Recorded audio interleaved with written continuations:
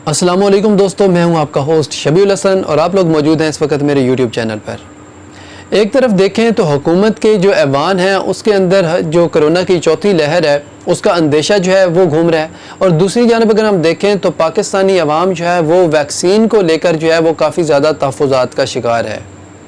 तो अब हमने देखना यह है कि ये जो चौथी लहर आ रही है और इससे पहले जो तीसरी लहर थी, इनके पीछे कॉन्सेप्ट क्या है। ये जो वायरस अपनी शेप्स चेंज कर रहे हैं, ये जो लहर एक के बाद दूसरी लहर आ रही है, इसके पीछे क्या रियलिटी है, क्या लॉजिक है। और दूसरी जानिब हम ये चीज़ देखेंगे कि वैक्सीन करवाने के नुकसानात क्या हैं और खुदा न खास्ता वैक्सीन ना करवाने के क्या नुकसानात हो सकते हैं। वीडियो का बाकायदा आगाज़ करते हैं, लेकिन उससे पहले अगर आपने मेरे चैनल को सब्सक्राइब नहीं किया तो सब्सक्राइब कर लें, बेल आइकन को प्रेस कर दें ताकि हर नई आने वाली वीडियो तक बर वक्त पहुँच सके।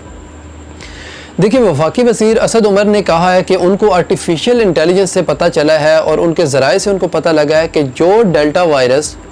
इंडिया के अंदर, अफ़गानिस्तान के अंदर और इंडोनेशिया के अंदर मौजूद था और उसकी वजह से काफ़ी ज़्यादा तबाही हुई है, अमवात की रेशो जो है वो बहुत ज़्यादा थी, हॉस्पिटलाइजेशन की रेशो ज़्यादा थी, अब वो पाकिस्तान में एंटर होने का खदशा है।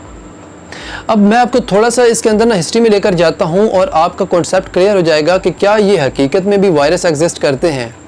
देखिए, वुहान से स्टार्ट होता है अल्फ़ा वायरस, यानी कोरोना का जब पहला वायरस इंट्रोड्यूस होता है तो उसकी टाइप होती है अल्फ़ा, और उसके बाद फिर बीटा, गामा और देन डेल्टा वायरस आता है। और डेल्टा वायरस इन सारे वायरस से ख़तरनाक किस वजह से है। देखिए, एक कॉन्सेप्ट होता है बायोलॉजिकल में, अगर बायोलॉजी में देखा जाए और साइंस में देखा जाए, म्यूटेशन का। म्यूटेशन का मतलब ये होता है कि हर जो जीन्स होती है, जो जनरेशन होती है, या वायरस हो, बैक्टीरियाज हों, वो जो अपनी नई जो नस्ल जनरेट करते हैं, जो प्रोड्यूस करते हैं, तो उसके अंदर काफ़ी ज़्यादा जो है वो वेरिएंट्स जो है वो प्रोड्यूस होते हैं। उनके अंदर कुछ वेरिएंट्स ऐसे होते हैं जो कि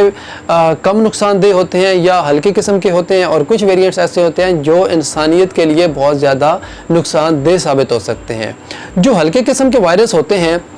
उनको करते हैं वेरिएंट ऑफ जो है वो इंटरेस्ट,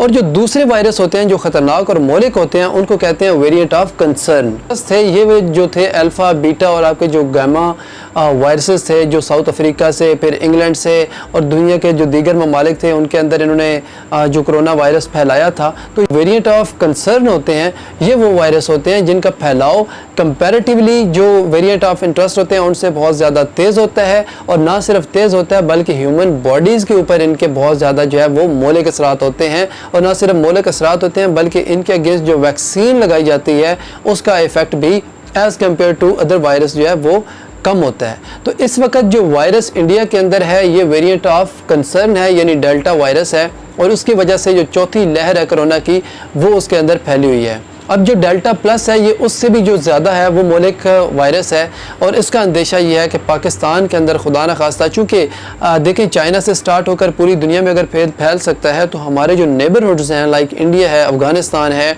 उसके बाद अगर हम दीगर ममालिक देखें तो वहाँ से ट्रैवलर्स जो हैं वो पाकिस्तान में आते हैं, पाकिस्तान से जो है वो पाकिस्तानी इन मुल्कों में मूव करते हैं। तो yes, there is a possibility कि वहाँ से ये जो लहर है कोरोना की खुदा न खास्ता ये पाकिस्तान के अंदर आ जा सकती है, यानी आ सकती है, सॉरी। दूसरी जानब हमने ये देखना है कि पाकिस्तानी अवाम जो वैक्सीन को लेकर तहफ़्फ़ुज़ात का शिकार है, इनके तहफ़्फ़ुज़ात किस हद तक ठीक हैं। देखिए, मैंने इटसेल्फ जो है वो कोरोना की दोनों डोजेज़ जो हैं वो लगवा ली हुई हैं, ठीक है, और मुझे किसी भी किस्म का जो है वो कोई स्वेयर किस्म का इसका इफ़ेक्ट या इम्पैक्ट जो है वो फील नहीं हुआ। इवन मुझे माइल्ड किस्म का जो है वो भी इसके अंदर इफ़ेक्ट या जो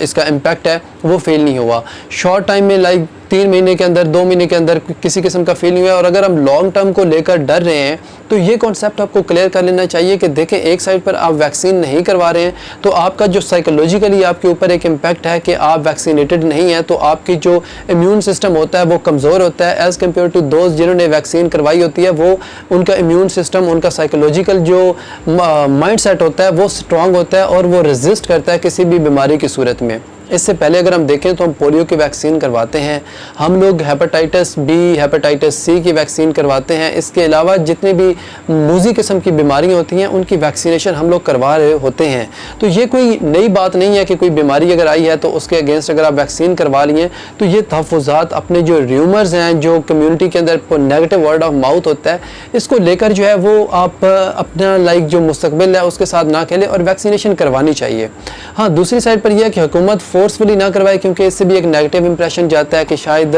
हुकूमत का इसके अंदर कोई किसी किस्म का इंटरेस्ट है या बेनिफिट्स हैं। और दूसरा फिर जो एक र्यूमर्स फैल जाते हैं कि इसके अंदर कोई मैग्नेटिक चिप है और जो ट्रैकिंग करने के लिए और ट्रैप करने के लिए आवाम को लगाई जा रही है।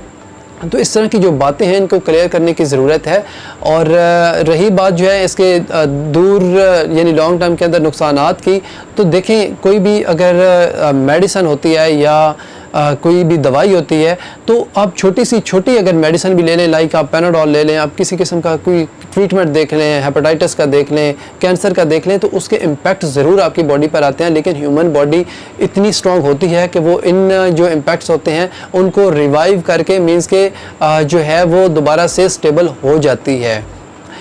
तो हुकूमत का जो पॉइंट है आप उसको अंडरस्टैंड करें। और ये जो चौथी लहर आ रही है, जो डेल्टा प्लस वायरस है, ये ज़्यादा ख़तरनाक है, क्योंकि ये जो आपका इम्यून सिस्टम है इसको बुरी तरह से मुतासर करेगा। इसके जो सिम्टम्स हैं वो जो पहले वाली कोरोना की जो सिम्टम्स थे उनसे काफ़ी ज़्यादा जो है वो मुख्तलिफ हैं। तो एज़ सुन एज़ पॉसिबल जितना आपके लिए पॉसिबिलिटीज़ बन सकती हैं, अपने आप को वैक्सीन करवाएँ, अपनी फैमिलीज़ को वैक्सीन करवाएँ, ताकि आप एक नॉर्मल ज़िंदगी जो है वो गुजार सकें और आपका मुल्क जो है वो किसी भी तरह के नुकसानात से बच सके। तो ये एक छोटा सा पब्लिक मैसेज था आप सारी आवाम के लिए। उम्मीद है ये आपको पसंद आया होगा। और अगर आपको ये वीडियो पसंद आई है तो चैनल को सब्सक्राइब कर लें, बेल आइकन को प्रेस कर दें, ताकि हर नई आने वाली वीडियो आप तक बर वक्त पहुँच सके।